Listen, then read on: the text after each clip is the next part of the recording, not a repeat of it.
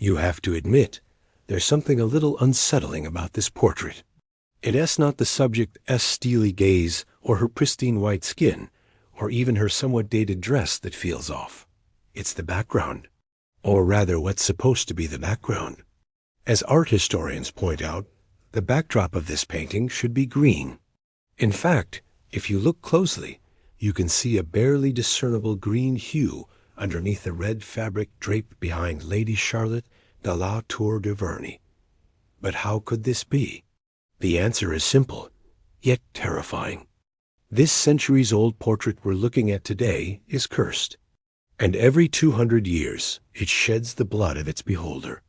Welcome back, everyone. Today we retaking a look at a tragic tale from France involving a nobleman who murdered his wife, an artist with a dark secret, and a painting that cries blood every 200 years.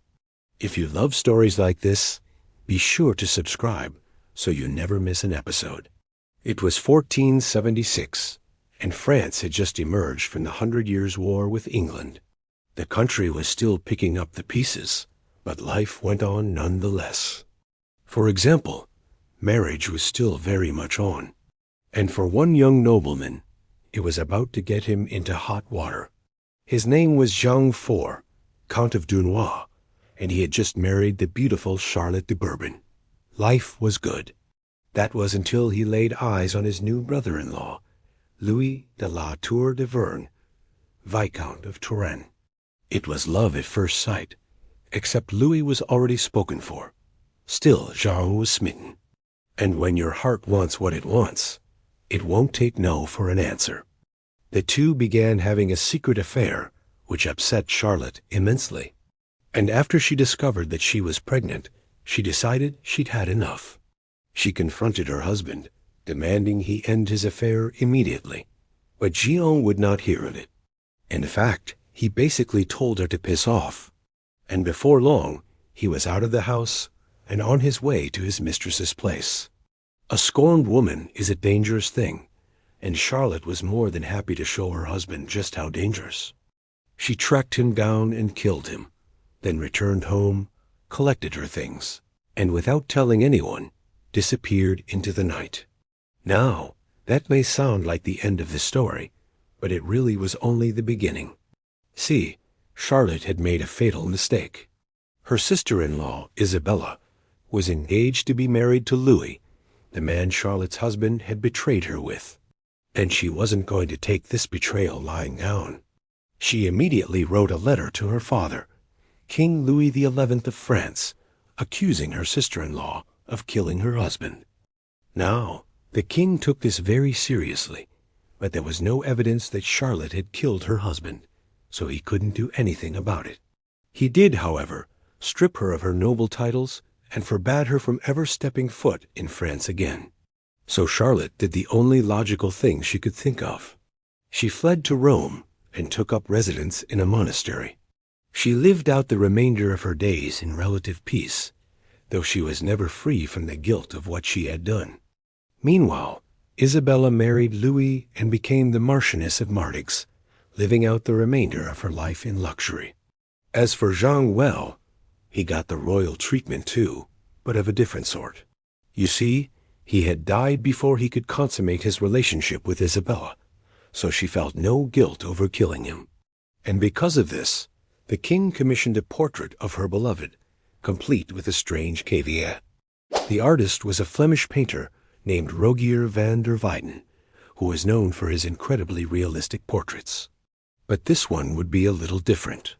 See, when he painted the nobility, van der Weyden always included a secret image of them committing a sin, usually adultery. And this painting would be no different, but there was a twist. Instead of merely painting the scene, the king wanted van der Weyden to include a real token of Jean's infidelity. And so the artist did the unthinkable.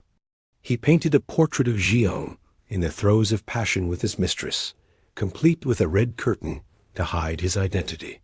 Then he slipped a lock of Charlotte's hair into the paint so that it would be forever entwined with the image. But that wasn't all. To add a little more realism to the scene, the artist mixed a little bit of Jean's blood into the paint. He collected it from a small prick he inflicted on himself, then added it to the mix, and voila, a bloody masterpiece. It was a scandal. The moment the king saw the painting, he summoned Charlotte and accused her of sleeping with her brother-in-law. Though Charlotte protested her innocence, no one believed her, and so she spent the rest of her life shunned by society, haunted by the memory of her lost love. As for the painting, it hung in the royal palace for many years, a constant reminder of the king's folly. But eventually, it was moved to a smaller chapel where it became known as the Weeping Lady. And that's where things get weird. You see, according to legend, every 200 years the painting cries blood.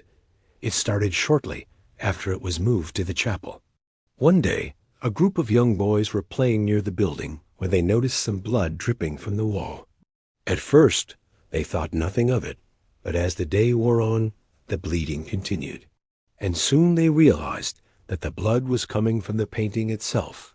The boys ran to tell the local priest, who came and examined the painting, but he couldn't explain it. The bleeding continued for hours, soaking the stone walls below the portrait in crimson. Then just as suddenly as it began, it stopped. The priest quickly covered the painting with a cloth, hoping to stop anyone from seeing the macabre sight. But word got out anyway, and soon people were flocking to the chapel to catch a glimpse of the Weeping Lady. For the next few centuries, this continued. Every 200 years, like clockwork, the painting would weep blood. And each time it did, terrible things would happen. Sometimes it was a plague that swept through the town, killing hundreds. Other times it was a fire that burned down entire buildings. And once a freak rainstorm caused the river to flood, washing away everything in its path. People began to whisper that the painting was cursed, and those who saw it would suffer terrible misfortune. Over time, these legends grew, and eventually the painting was moved to a museum to keep it away from prying eyes. But the curse didn't care about that. When the clock struck midnight on February 1834, visitors to the museum reported seeing blood dripping from the portrait. They tried to cover it up, but the bleeding wouldn't stop. And soon the entire room was soaked in blood. Panicked, they called for the curator, who came and inspected the damage, but he, too, was helpless to stop it. Then he had an idea. He grabbed a bucket of holy water and splashed it on the painting, shouting, "In the name of God, be gone, demon." Immediately, the bleeding stopped, and the painting went black. But it wasn't empty. A face had appeared on it, sneering at its observers. It stayed like that for another 200 years, until February 1999, when the bleeding started again. This time it was worse than ever. The painting looked like an abattoir, drenched in blood and human viscera. Some said it was the devil himself, while others believed it was the ghost of Charlotte, come to claim her revenge on her sister-in-law. Whatever the case, the bleeding lasted for 3 whole days, soaking the floor and walls in blood. Then just as suddenly as it began, it stopped. And once again, a face appeared on the canvas, this time with a cruel smile. So what's really going on here? Is this painting cursed? Well, the bleeding could be explained by natural phenomena, such as rising humidity levels, which could cause water to condense on the cold glass, giving the illusion of blood. But what about the face? Well, that's likely due to pareidolia, a psychological phenomenon in which people see faces in inanimate objects. But what about the deaths and destruction? Are they linked to the painting? Well, it's hard to say for sure.